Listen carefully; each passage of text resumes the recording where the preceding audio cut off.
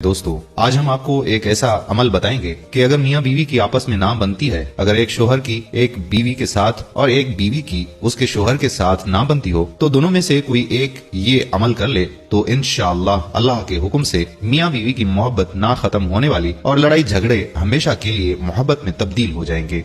अमल आपको बता देते हैं, आजमा कर आप देख लें, इंशाअल्लाह जरूर आपको काम आएगा। तो मेरे दोस्तों, वो अमल ऐसा अमल है कि अगर बीवी घर की नाचाहती का बायस बनती है, शोहर का ख्याल नहीं रखती, उससे मोहब्बत नहीं करती, हर वक्त लड़ती है, तो शोहर को ये चाहिए कि वो ये अमल करके पानी, जूस, शरबत या दूध पर बीवी को पिला दे। फिर उसके पानी के पीने की देर होगी, उसकी बीवी उसी वक्त उसकी मुरीद बन जाएगी। और अगर शोहर बीवी का ख्याल नहीं रखता तो बीवी ये अमल करे, इंशाअल्लाह दोनों में ना खत्म होने वाली मोहब्बत शुरू हो जाएगी। अमल बताने से कबल आपको एक बात बताना बहुत जरूरी समझते हैं मेरे दोस्तों, हमारे घरों से, माहौल और मुआशरे से ये लड़ाई झगड़े कैसे खत्म हो, इस पर कई दिनों से बात चल रही है। इन लड़ाई झगड़ों में एक बड़ा रोल मियाँ बीवी की लड़ाई झगड़ों का होता है। दोनों मिलकर एक घर बनाते हैं। अगर उनके पास के दरमियान में भी लड़ाई झगड़े शुरू हो जाएं कि गोया ये घर के बेआबाद होने की निशानी होती है। मियाँ बीवी का ताल्लुक कोई कच्चा धागा तो नहीं है, बल्कि एक बहुत बड़ा गहरा रिश्ता है। अल्लाह ताला फरमाते हैं कि और उन्होंने तुमसे पक्का अहद लिया है,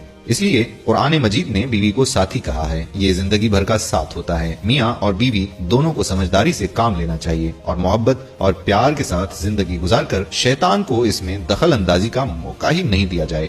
ईंटें जुड़ती हैं तो मकान बन जाते हैं, दिल जुड़ते हैं तो घर आबाद हो जाते हैं। ये जिम्मेदारी खावंद की भी होती है और बीवी की भी होती है कि दोनों एक दूसरे के साथ मोहब्बत और प्यार से काम लें।